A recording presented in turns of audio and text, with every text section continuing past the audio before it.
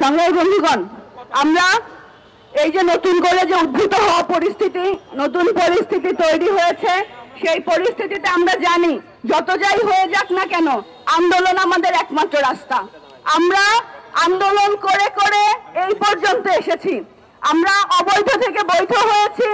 আমরা এখানে যে আমরা ঢাকা শহরে চালানোর যে সিদ্ধান্ত, সেই সিদ্ধান্তও আমরা পেয়েছি। নতুন করে আমাদের সাথে আর কোনো প্রহসন, নতুন করে আমাদের সাথে আর কোনো অন্যায় আমরা মেনে নিব না। যতবার করে এরকম করে আমাদের উচ্ছেদ করার চেষ্টা করা হবে, আমাদের পেটে লাথি মারার চেষ্টা করা হবে, ততবারই এই আন্দোলন আমাদেরকে চালাতে হবে। আন্দোলন করে করে আমাদের ন্যায্যতা, বৈধতা, আমাদের প্রয়োজনীয়তা এখানে তুলে ধরে আমাদেরকে এখানে আমাদের যে রিক্সা চালানোর যে বৈধতা তা নিশ্চিত করতে হবে। সংগ্রামী বন্ধুগণ, আপনারা জানেন, তারপরেও আমি সংগ্রাম পরিষদের আমাদের যে দাবিগুলো আছে সেই দাবিগুলো আপনাদের সামনে পড়ে শোনাচ্ছি।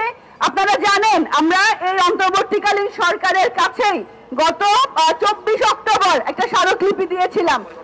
এখানে সমাবেশ করে সড়ক পরিবহন ও সেতু উপদেষ্টা বরাবর আমরা তাদেরকে এটা বলতে চেয়েছিলাম যে বিগত সময়ে নানা রকম করে আমাদের সাথে যে প্রহসন চলেছে এই আন্দোলন বা আন্দোলনকে দমন করা, নতুন যে সরকার নতুন প্রত্যাশা নিয়ে বা নতুন আন্দোলনের মধ্য দিয়ে তারা এসেছে, ফলে আমাদের যে দাবি সেই দাবিগুলো তাদের সামনে আমরা তুলে ধরেছিলাম যেন অবিলম্বে নীতিমালা কার্যকর করা, রুট পারমিট দেওয়া, এই বিষয়গুলোকে তারা ত্বরান্বিত করে।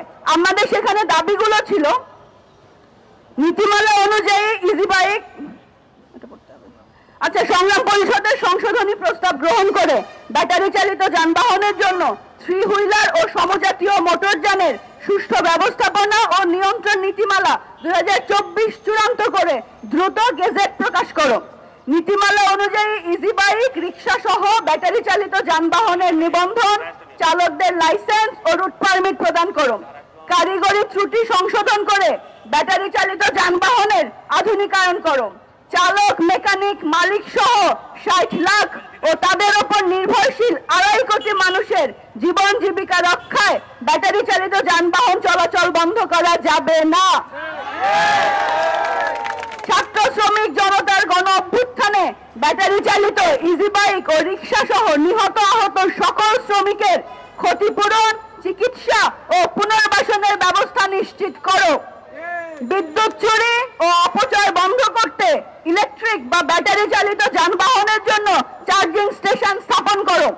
প্রতিটি সড়ক মহাসড়কে ইজি বাইক, রিক্সা সহ ব্যাটারি চালিত স্বল্প গতির ও লোকাল যানবাহনের জন্য সার্ভিস রোড বা বাইলেন নির্মাণ করে সড়কে বিশৃঙ্খলা ও দুর্ঘটনা নিরসন করো। ঢাকা শহর সারা দেশে ব্যাটারি রিক্সা ও ইজি বাইক জব্দ করা বন্ধ করো। জব্দকৃত গাড়ি ও ব্যাটারি ফেরত দাও। চালক সহ সংশ্লিষ্টদের পর্যাপ্ত প্রশিক্ষণের ব্যবস্থা করে সড়কের শৃঙ্খলা প্রতিষ্ঠা করো। সড়কে চাঁদাবাজি, হয়রানি, ব্যাটারি ছিনতাই বন্ধে কার্যকর ব্যবস্থা গ্রহণ ও ছিনতাই চক্রের হোতাদের গ্রেফতার করো। চালকদের নিরাপত্তা নিশ্চিত করো। সকল শ্রমিকের জন্য আর্মি রেটে রেশন, পেনশন ও বিনামূল্যে চিকিৎসার ব্যবস্থা করো। সংগ্রামী বন্ধুগণ, এই দাবিগুলো নিয়ে আমরা গত মাসেই এই সড়ক ও সেতু উপদেষ্টা বরাবর স্মারকলিপি দিয়েছিলাম।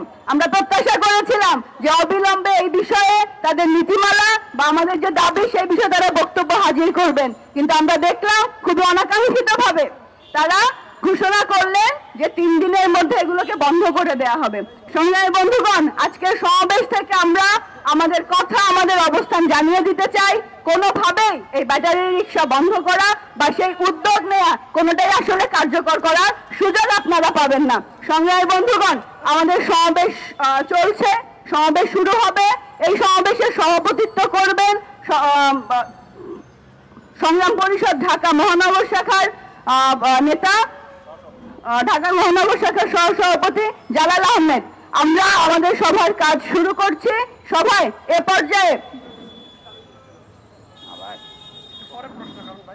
না, ঠিক আছে, আমরা এই সময়ে আমরা গত এই সড়ক পরিবহন সেতু উপদেষ্টা বরাবর আমরা স্মারকলিপি দিয়েছিলাম।